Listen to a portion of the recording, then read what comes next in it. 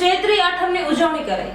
થાનગઢ શહેરના લાખામાંથી રોડ પર આવેલ એકમાત્ર આસ્થાનું કેન્દ્ર ધરાવતું આઈ શ્રી ખોડિયાર માતાજીનું મંદિર આવેલું છે। ત્યાં દર વર્ષની જેમ આ વર્ષે પણ 26મી માર્ચના માતાજીની ચૈત્રી આઠમ નિમિત્તે સવારમાં મહાયજ્ઞ તથા સાંજે 5:30 વાગ્યે મહાપ્રસાદનું આયોજન કરવામાં આવ્યું। તેમાં અંદાજિત 7,000 માણસોએ મહાપ્રસાદનો લાભ લીધો। આ સેવા યજ્ઞમાં જણી મેલડીમાં ગ્રુપ, શ્રી દુખભંજણી મેલડીમાં ગ્રુપ, મામા ગ્રુપ, દલસુખભાઈ પ્રજાપતિ, બકાભાઈ રસોયા જેવા સેવાભાવી લોકોએ ખૂબ જ સેવા આપી। આ આઈ શ્રી ખોડિયાર માતાજીના મંદિરે દરરોજ 50 કિલો જેટલી પારેવાને ચણ નાખવામાં આવે છે।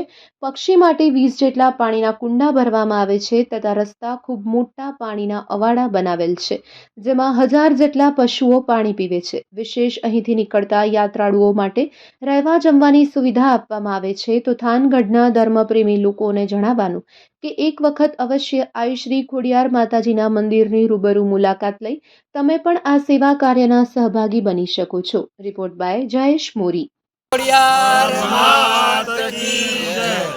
આજ રોજ તારીખ 26/3/2026 રોજ ચૈત્ર સુદ આઠમના દિવસે આઈ શ્રી ખોડિયાર માતાજીના મંદિરે દર વર્ષની જેમ આ વર્ષે પણ મહાપ્રસાદનું આયોજન કરેલ છે।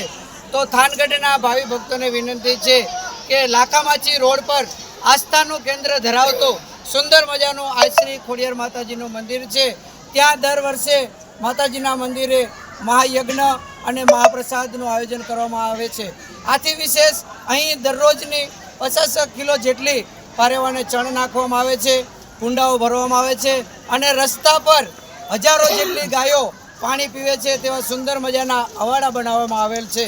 તો થાનગઢના તમામ ધર્મપ્રેમી ભાઈઓ ભક્તોને વિનંતી છે કે એક વખત આઈ શ્રી ખોડિયાર માતાજીના મંદિરની રૂબરૂ મુલાકાત લઈ તમે પણ દાન આપી આ પવિત્ર કાર્યના સહભાગી બની શકો છો। બોલો ખોડિયાર માત કી।